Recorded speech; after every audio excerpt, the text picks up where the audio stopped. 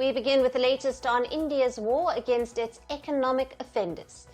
In the latest, fugitive diamond businessman Mehul Choksi has been arrested in Belgium on the 12th of April. After New Delhi's extradition request for his alleged role in a $1.56 billion banking fraud case, the former owner of the Mumbai-headquartered jewellery company Gitanjali Group, Choksi, is accused of defrauding India's Punjab National Bank.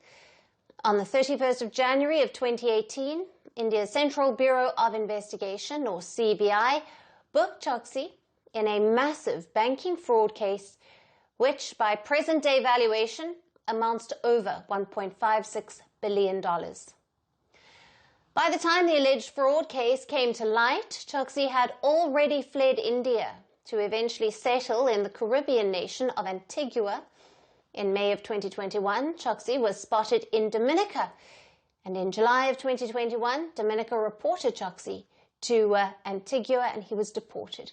Even as India accelerated its effort for Choksi's repatriation, the fugitive diamantaire and his wife relocated to Belgium in 2024 and got their residency cards as well. Over the weekend, Choksi was finally arrested by the Belgian authorities. Now, the Indian authorities have charged Choksi with criminal conspiracy, cheating and fraud, money laundering, criminal breach of trust and corruption.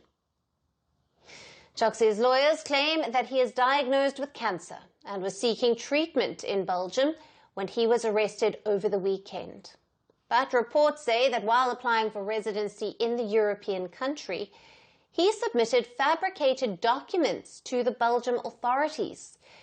Now, the forged papers were allegedly submitted to evade extradition to India.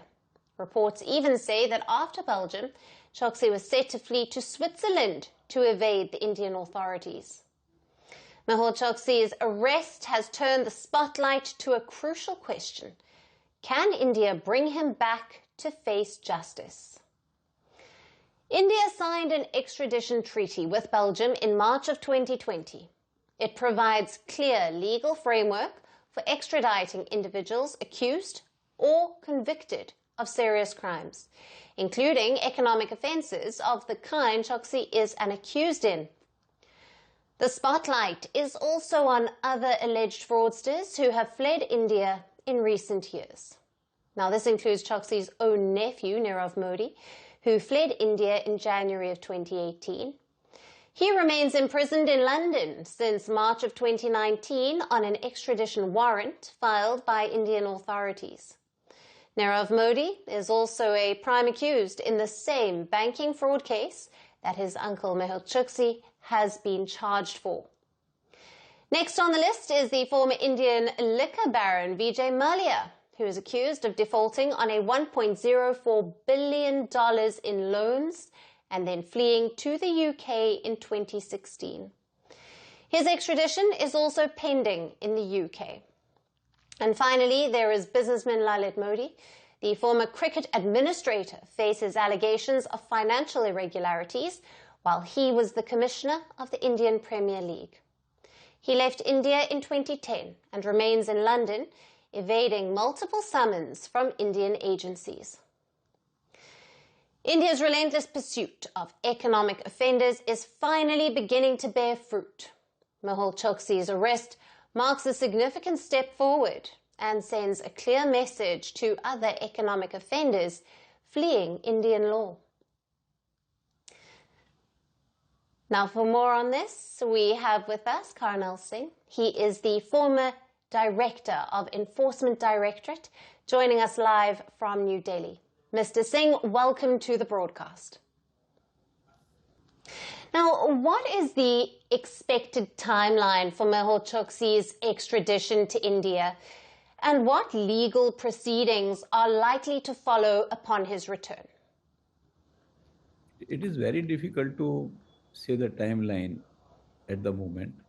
See, in the extradition, there are two processes. One is a bureaucratic process, or you can say political process, and the second is the judicial process. Now, because the Belgium government has decided to arrest him and also move forward for the judicial process. That means the political process has taken place already.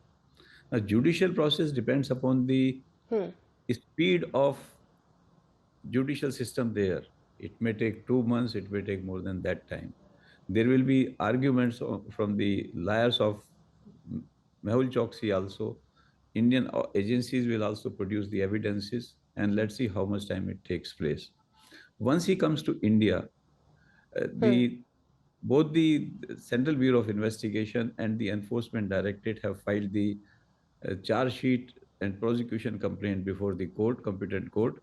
Then the process will start of the trial, where the cognizance will be taken, charges will be framed, evidences will be produced in the court, and decision will be taken.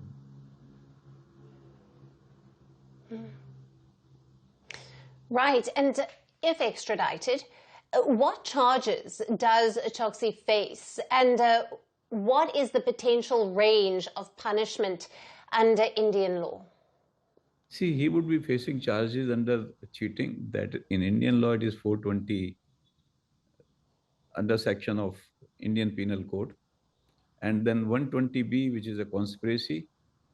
There are charges relating to Prevention of Corruption Act, giving bribe to the public servant, who were the public servant working in the banks.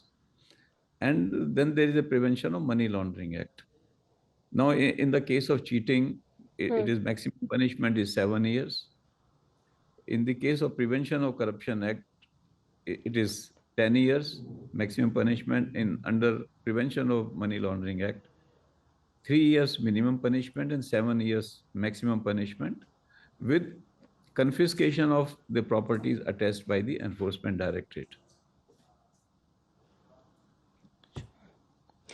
And how might Choksi's return influence the cases of other high-profile economic offenders like Vijay Mallya and Nirav Modi?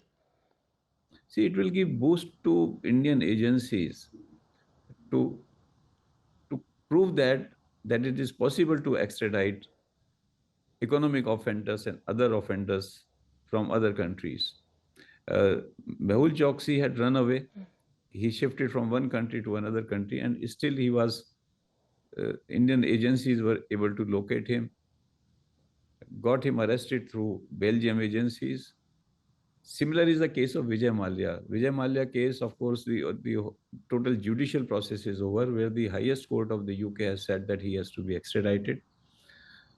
Nirav Modi case, it is going on in the UK, and we hope shortly it would be decided. So we are hopeful that the offenders who are in foreign countries, they will come to India by the process of extradition. And face justice. Thank you very much for being with us on Firstpost Spotlight, Mr. Singh. You are welcome. Greeting you with aloha and namaste. No, I love India. Presence, occupation of a territory by another country pertains to India. What we saw in Kashmir. The Prime Minister Modi.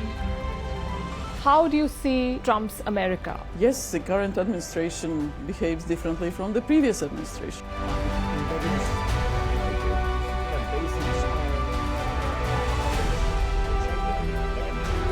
Are you saying that there are foreign powers who are trying to bring down the current government in Syria? Exactly. Bluntly, Iran, maybe Russia too. Prime Minister Modi committed to South-South, cooperation. Not over 50%. Is Ukraine prepared to pay the price for that peace? No compromises at the cost of territorial integrity and sovereignty.